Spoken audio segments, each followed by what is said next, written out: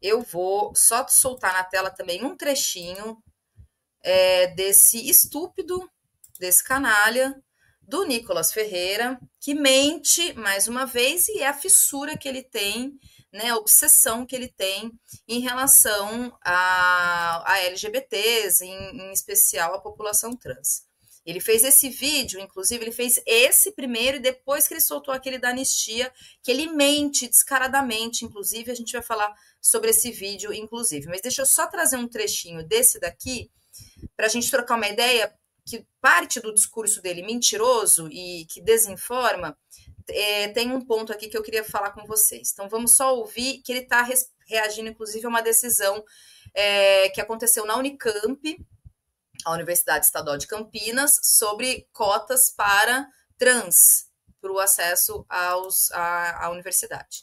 Pois eu que sou chato. Cotas trans. Unicamp aprova cotas para pessoas transexuais e não binárias. Aí, Nicolas, você só fala disso. Não, não é que eu só falo disso. É porque muita gente não tem coragem de falar. Eu tenho que vir aqui falar, porque essa galerinha não para de militar. Porque ao invés de fazer cotas sociais, né? Pô, a pessoa é pobre, não tem a mesma igualdade do que outras para poder estudar, para poder passar no vestibular. Isso aqui é uma desinformação completa, porque todo o processo de cotas, ele passa justamente por uma avaliação socioeconômica, tá? Então, toda vez que uma pessoa ela vai disputar uma cota, existe o critério da situação socioeconômica da pessoa. Então, isso aqui já é uma mentira, tá? Já é uma desinformação, mas isso é para mobilizar a base dele. Vamos seguir. E aí faria sentido? Não, vamos fazer cotas por o que eu me sinto.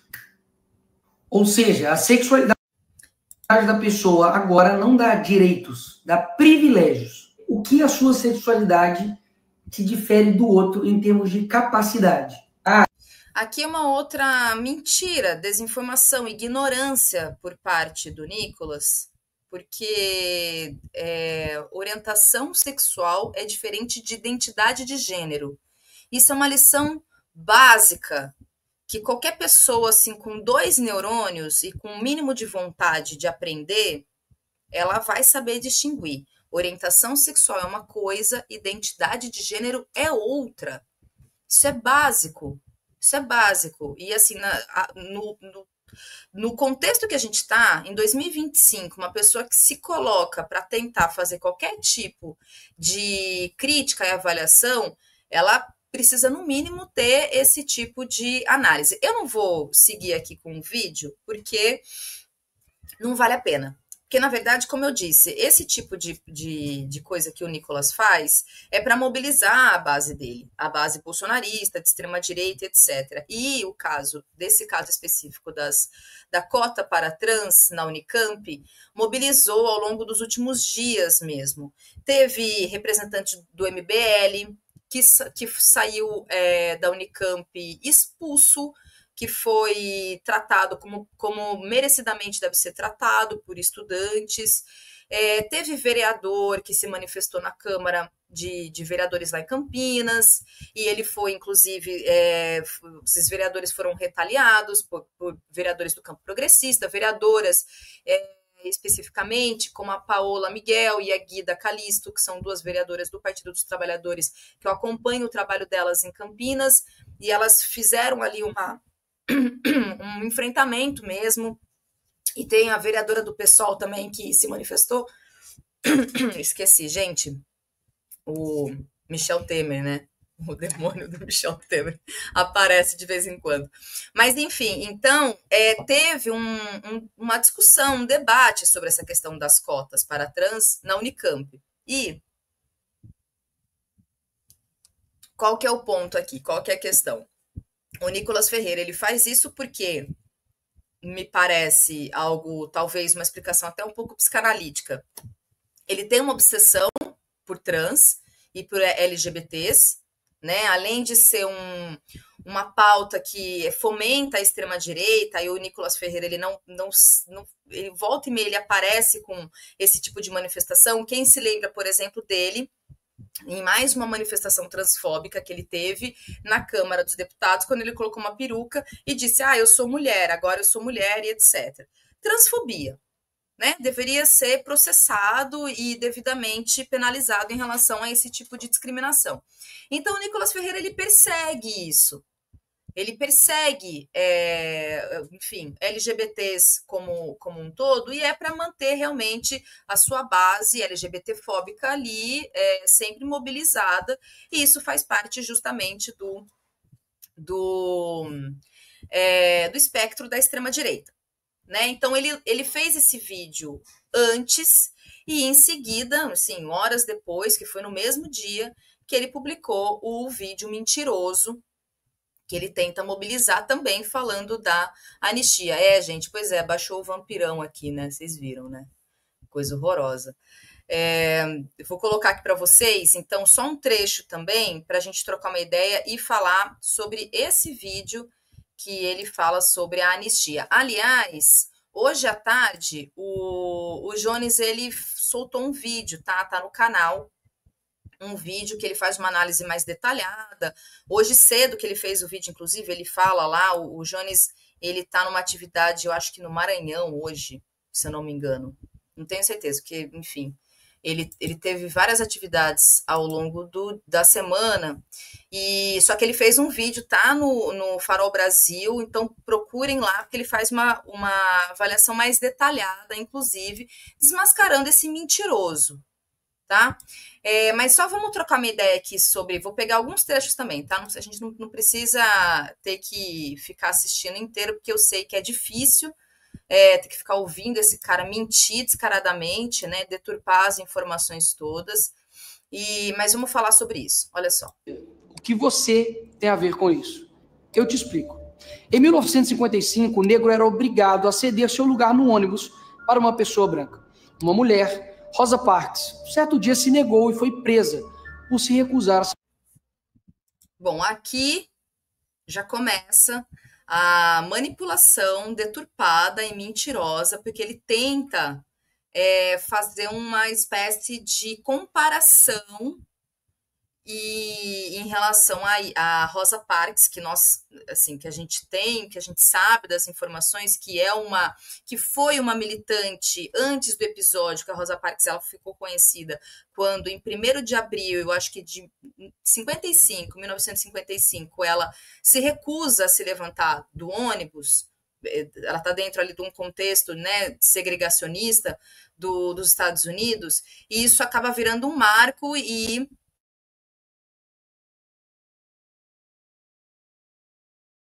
todo um processo mesmo pelas lutas dos direitos civis, da população negra dos Estados Unidos, mas a Rosa Parks ela já tem um histórico de militância, ela vem de uma família de militância, inclusive, né? Mas aí ele tenta, então, da maneira mais baixa possível, fazer esse tipo de comparação. Vamos só seguir aqui mais um pouco com o vídeo. Se levantar.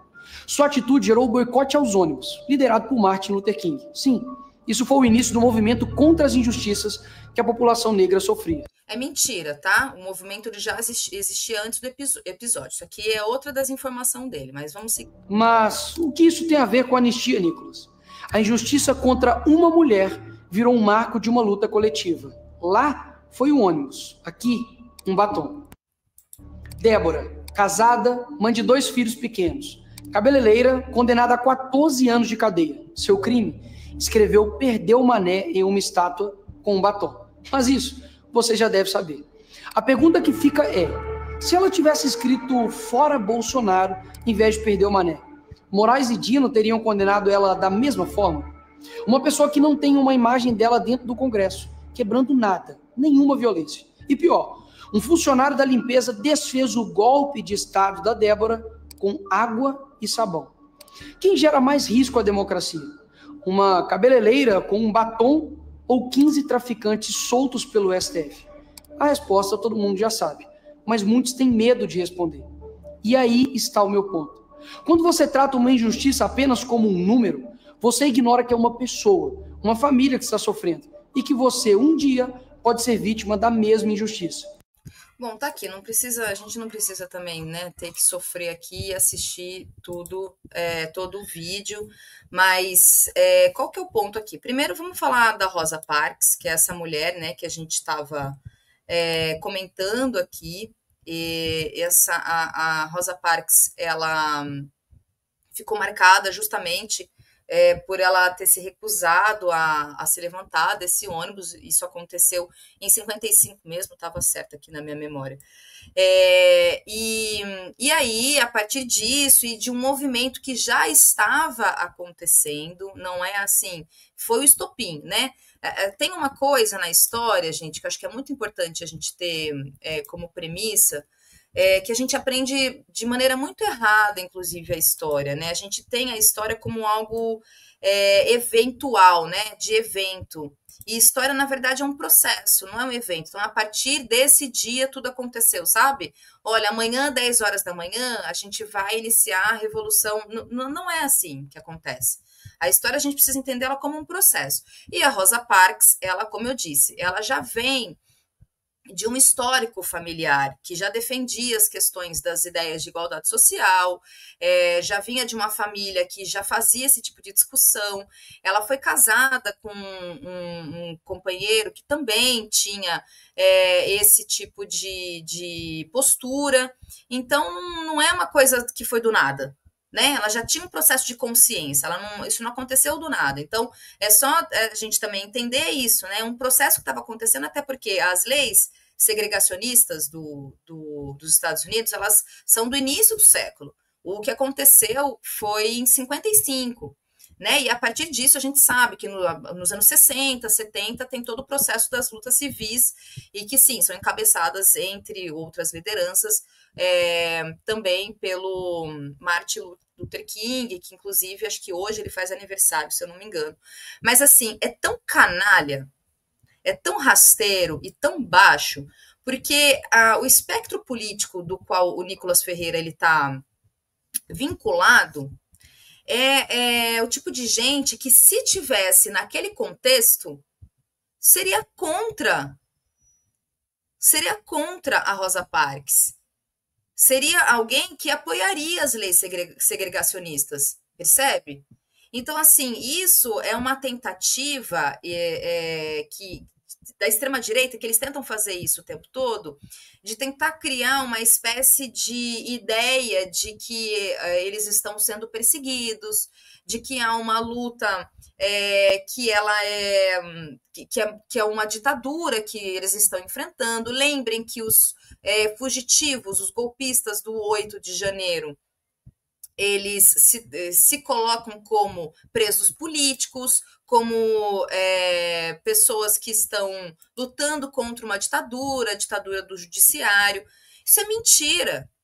Não faz o menor sentido. E, só reforçando aqui, mais uma vez, eu peguei esse trecho aqui, essa que está na foto aqui é justamente a Débora, né? Essa pessoa que o Nicolas cita no vídeo dele, e ele fala e que essa retórica que eles estão defendendo sobre ela ser presa apenas por conta dela ter escrito, né, perder um maneco, um batom na estátua da Justiça no prédio do STF, quando, na verdade, a Débora, ela foi condenada por esses crimes que estão aí destacados, tá?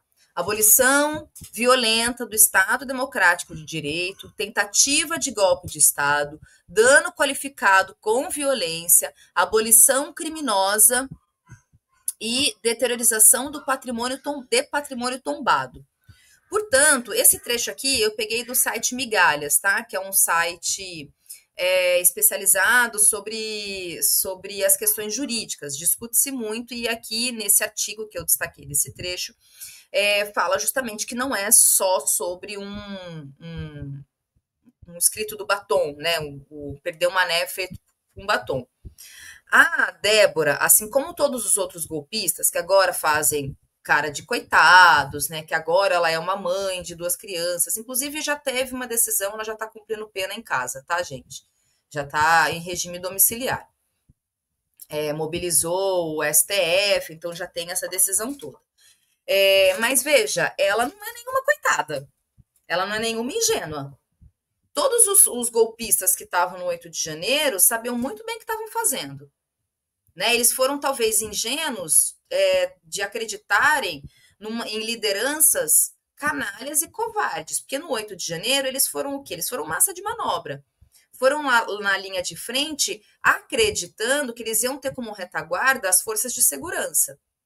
Lembrem que tem um vídeo muito famoso do Braga Neto, que ele vai até um acampamento para tentar acalmar, ele conversa com uma mulher e diz, olha, fiquem tranquilos, que tudo vai dar certo, e etc.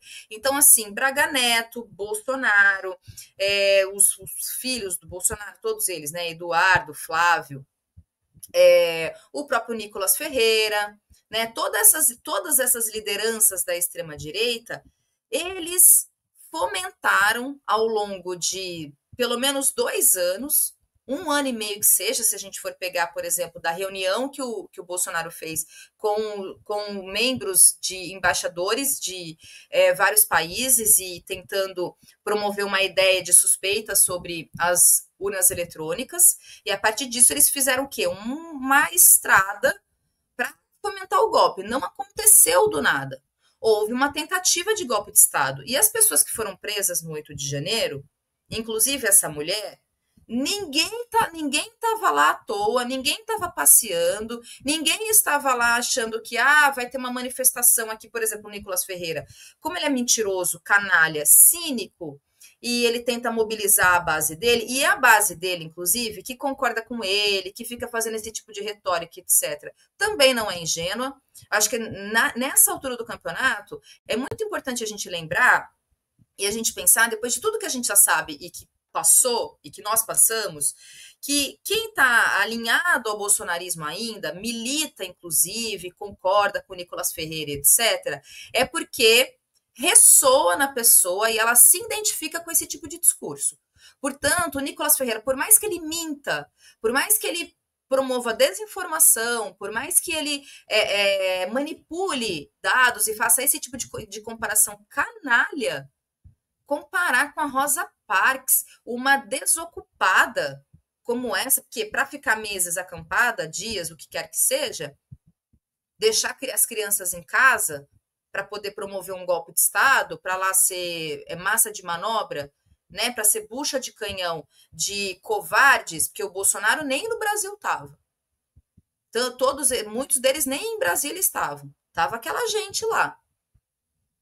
Então, assim, para fazer esse tipo de comparação, canalha, a Rosa Parks foi uma ativista, assim, de uma vida toda, uma mulher negra que sofria violência justamente por sua condição de raça, que justamente por conta de uma lei discriminatória, faz um movimento, promove a partir disso toda uma mobilização, e comparar com uma cabeleireira que resolve deixar as crianças em casa para promover um golpe de Estado, sobe na estátua do STF e escreve lá, perdeu mané, sabe? E fazer esse tipo de comparação, isso é canalha num nível que só pode ecoar e ressoar em pessoas que são tão canalhas quanto o Nicolas Ferreira, ou gente ingênua e desinformada que sequer entende o tamanho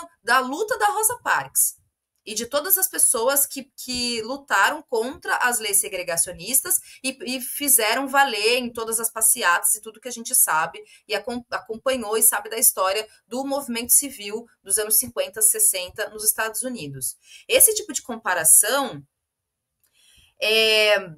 eu não sei, gente, eu não sei mais que adjetivo falar para vocês, assim.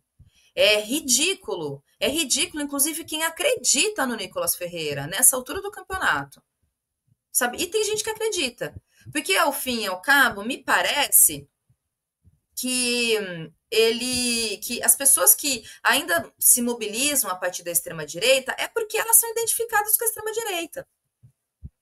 Sabe, assim, a ingenuidade, para mim, sinceramente, não tem mais.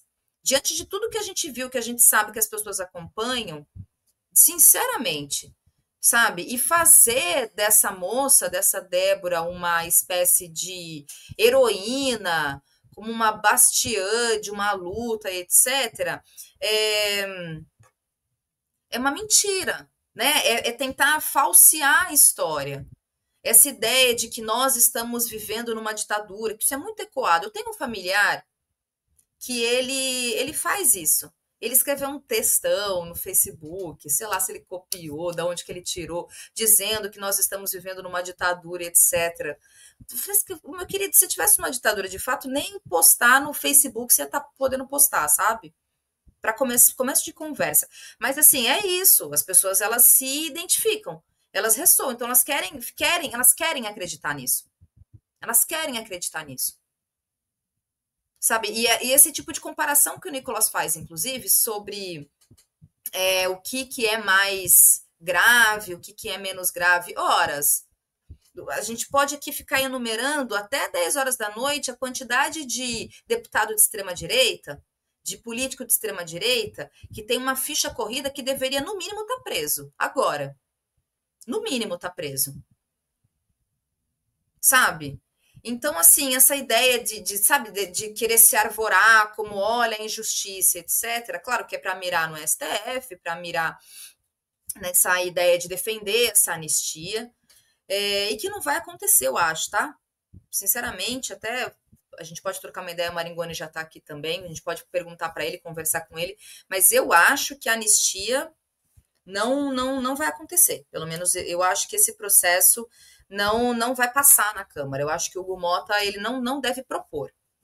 Eu especulo aqui, tá? Mas a gente vai acompanhar aí e falar sobre isso.